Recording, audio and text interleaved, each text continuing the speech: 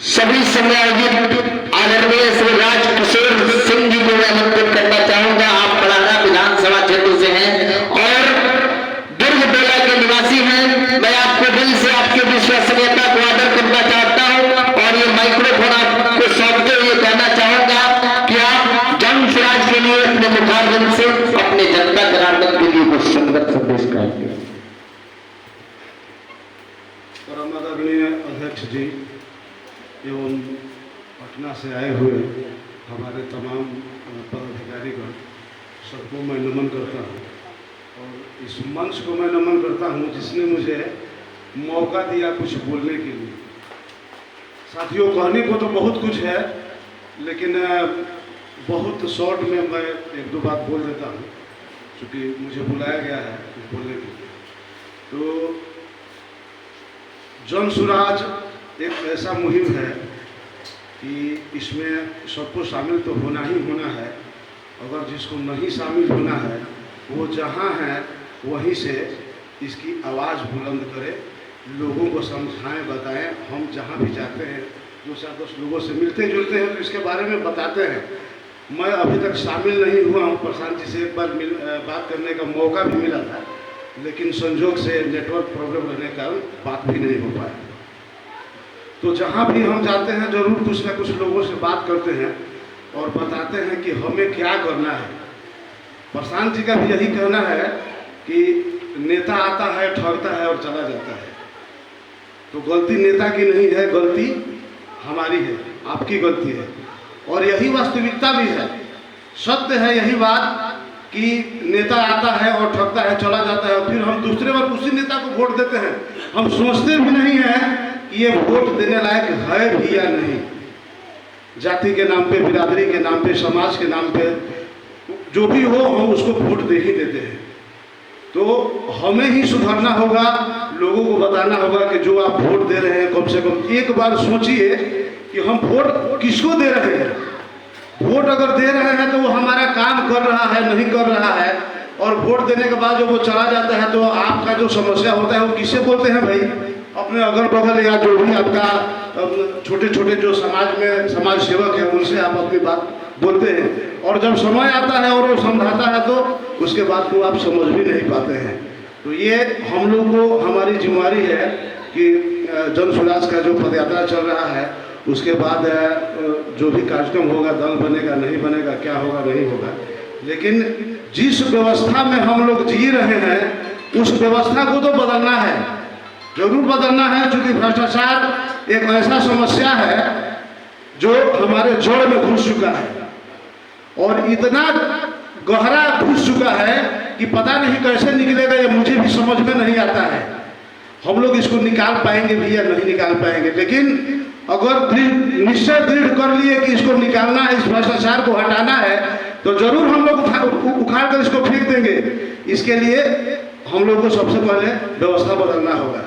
क्योंकि अभी एक ताज़ा उदाहरण है, भाई साहब बोले हैं कि मनीष कश्यप ने बिहार का जो भी ये उजागर की कर रहा है उसको अंदर करने का लोग काम किया है। तो कल हमें भी किया जाएगा, ये निश्चित है कि हम भी कुछ करेंगे तो हमें भी जरूर कुछ ना कुछ किया जाएगा। तो अगर व्यवस्था बदल जाएगा, व्यवस्था में ठीक ठाक लोग रहेंगे तो क्यों कोई किसी को अंदर नहीं कर सकता है और जो भी भ्रष्टाचार है वो खत्म होगा, हमारे सामूहिक प्रयास से ही खत्म होगा।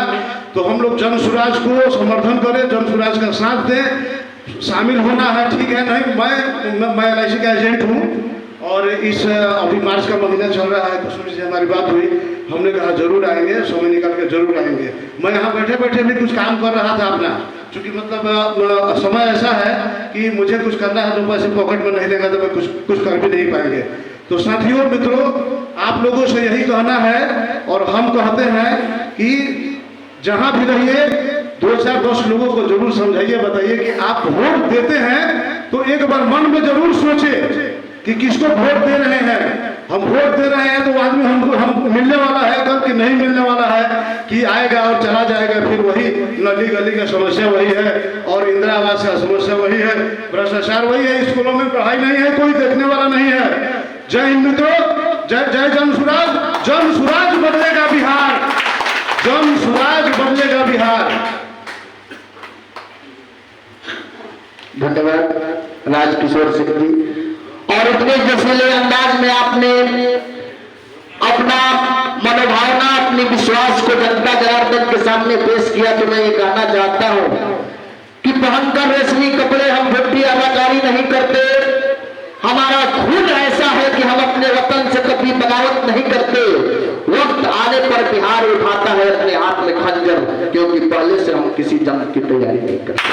आइए पूरे पूरे विश्वास के साथ आपकी विश्वसनीयता को आदर करते हुए इस कार्यक्रम को आपके आदेशानुसार परमादरणीय श्री प्रभात सिंह जी, आप इस मंच के अध्यक्ष के रूप में मैंने आपको मनोनीत किया है, जिसकी अध्यक्षता में ये कार्यक्रम चल रहा था। तो मैं आपसे आग्रह पूर्वक विनम्र निवेदन करना चाहता हूं कि सिर्फ और सिर्फ 2 शब्द कहकर आप इस कार्यक्रम को पुनः कुछ दिनों के लिए स्थगित करने का हमें आदेश करें और मैं इस कार्यक्रम को स्थगित करूं। जय जनशिराज, जय बिहार, जय बिहार। मंच पे उपस्थित सभी मंचासीन और आज के कार्यक्रम को सुचारू रूप से चलाने के लिए भाई पंचम तिवारी जी, मेरे अनुज जो आज अध्यक्षता कर रहे हैं आज की, आलोक जी, और आप सभी सम्मानित साथियों, आप सभी लोगों ने माँ अरण्या देवी और वीर कुंवर सिंह की धरती भोजपुर में मुझे बुलाया। इसके लिए आप सभी लोगों का दिल से शुक्रिया अदा करता हूं, वंदन करता हूं, अभिनंदन करता हूं। देखिए, प्रशांत किशोर जी जो हैं, वो जो रास्ता को उन्होंने चुना है वो रास्ता बहुत कठिन है। कठिन मैं आपको इसलिए बोल रहा हूं कि इससे पहले, प्रशांत जी के पास जुड़ने से पहले, मैं इस तरह की कई सारे यात्रा कर रहा हूं। इस तरह का तो नहीं, लेकिन 300, 400, 500 किलोमीटर का लातूर, मराठवाड़ा, बुंदेलखंड, ये सब एरिया में जिधर शायद दोबारा जाना भी ना हो, वाटर क्राइसिस के ऊपर, ड्रॉट के ऊपर, कई सारे मुद्दों के ऊपर बहुत सारे पदयात्रा किया है।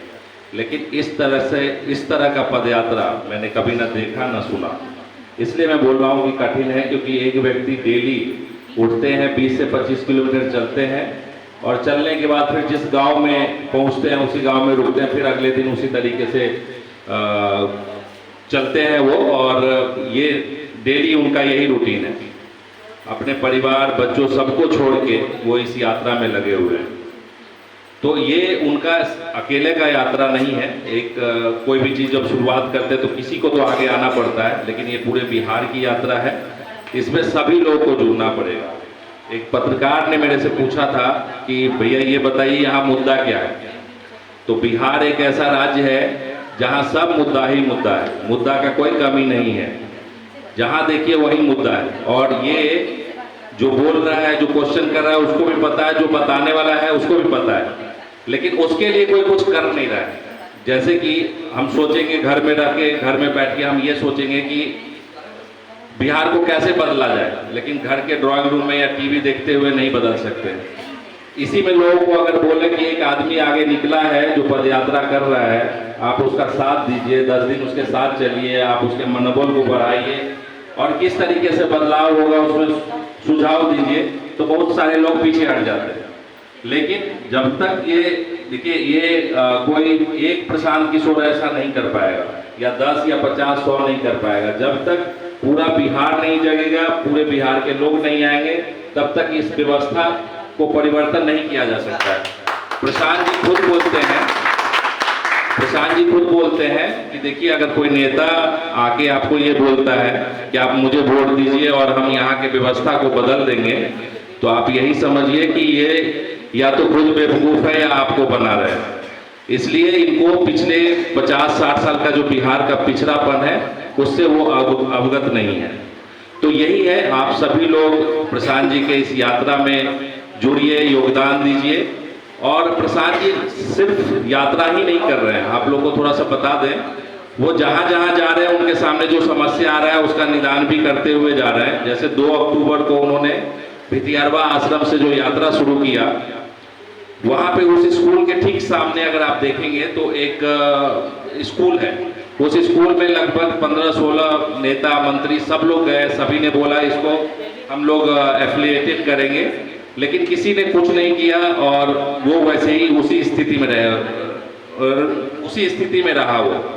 लेकिन प्रसाद जी जब वहाँ पे पहुँचे तो उस स्कूल को पूरा गोद ले लिया और एवरी फर्स्ट तारीख को जो है उसको जो भी वहाँ पे निराकरण होता है वहाँ कर दिया जाता है। और उन्होंने अनाउंस भी किया कि जब तक ये एफिलिएटेड नहीं होगा तब तक इसका जो भी खर्चा है वो जन सुराज करेगी। वहाँ से उन्होंने आगे बढ़े तो एक बलथर की घटना थी, अगर आप लोगों को पता हो, उसमें राकेश मिश्रा जी का बहुत बड़ा योगदान रहा। वो घटना थी पिछले होली में डीजे के ऊपर कुछ विवाद हो गया। विवाद होने के कारण उसमें पुलिस केस दर्ज किया गया। दर्ज ऐसे किया गया कि एक वोटर लिस्ट से पूरा का पूरा नाम उठा लिया गया और सभी का नाम, कोई वहाँ है जो नहीं है, सभी का नाम उसमें दर्ज कर दिया गया। करने के बाद सबके ऊपर एफआईआर, 2-4 लोग को अरेस्ट कर लिया, क्योंकि वहाँ पे एक पुलिस वाले के भी डेथ हो गया था, कुछ आगजनी वगैरह हुआ, उसके कारण वो काफ़ी मामला हाईलाइटेड था, बहुत सारे लोगों को पता होगा। तो प्रशांत जी जब उस गांव में उनकी यात्रा पहुंची तो देखा पूरा गांव का गांव खाली है। तो पता किया कि माजरा क्या है, तो पता चला इस तरीके से है। तो उन्होंने आर.के. मिश्रा जी को ये रिस्पॉन्सिबिलिटी दिया कि नहीं, इसको देखते हुए इनका बेल वगैरह कराया जाए।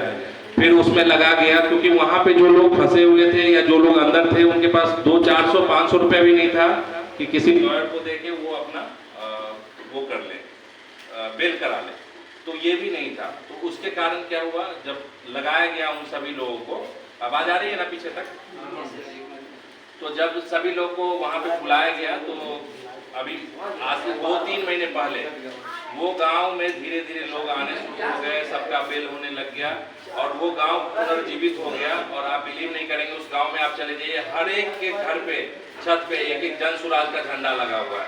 ऐसा कौन नेता और कौन व्यक्ति करता है ये बताइए? सिर्फ यात्रा ही नहीं कर रहे, वो चलते चलते ये कर रहे हैं। उसके बाद अभी लास्ट आपने देखा होगा मेधा छात्रवृत्ति, अगर आप लोगों को पता हो, उसमें भी उन्होंने ये किया है कि अगर जो बच्चे क्वालिफाई करते हैं वो बच्चे जो है उन सभी को 1250 रुपया मंथली जो है, लगभग साल का 15,000 रुपया होता है, वो दिया जाएगा स्टाइपेंड के रूप में, ताकि वो उनके पढ़ाई न रुके और वो आगे बढ़े। इस तरीके से बहुत सारे तरीके से वो काम कर रहे हैं और आगे बढ़ते जा रहे हैं। बाकी विजय जी ने, गीता जी ने, बाकी सभी लोगों ने डिटेल में बताया है, तो उसको दोबारा बताने का कोई फायदा नहीं है। आप लोगों को सिर्फ 2 पॉइंट और बता देता हूँ। एक तो गया कंस्टिट्यूएंसी से अभिराम सिंह खड़े हैं, गया टीचर कंस्टिट्यूएंसी से, तो उनको जन सुराज जो है अपना समर्थन दे रही है। और जहाँ जहाँ भी हम लोग मिल रहे हैं वहाँ पे जो भी लोग हैं उनको बता रहे हैं, अवेयर कर रहे हैं, ताकि उनको सपोर्ट किया जाए। तो हम लोग एक अभिराम जी को कर रहे हैं, जो लोग टीचर लोगों से संपर्क रखते हैं उनसे हम लोग ये इसके बाद बैठ के बात भी करेंगे। और ठीक इसी तरीके से सारण कंस्टिट्यूएंसी से वहाँ पे अफाक अहमद है, तो उनको भी हम लोग सपोर्ट कर रहे हैं। तो 2 कैंडिडेट है जिनको सपोर्ट कर रहे हैं। 31 तारीख को उनका वोटिंग है और 5 तारीख को उसका रिजल्ट है। तो यही बात बोलूँगा। रखने से पहले मैं सिर्फ मैं जन सुराज बोलूँगा, जय जन सुराज आप लोग को बोलना है, जय जय जन सुराज। और फिर लास्ट में बोलूँगा जय बिहार, आप लोग को बोलना है जय जय बिहार। जय जन सुराज, जय जन सुराज। आवाज नहीं आ रही है, थोड़ा जोर से बोलना पड़ेगा। जय बिहार, जय बिहार। बहुत बहुत धन्यवाद।